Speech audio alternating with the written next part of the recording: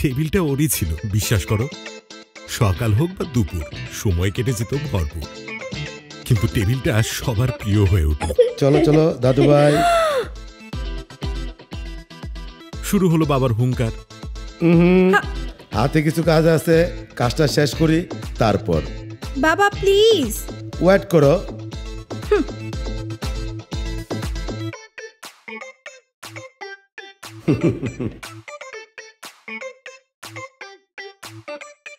কারণে অকারণে ভাবির আবদার।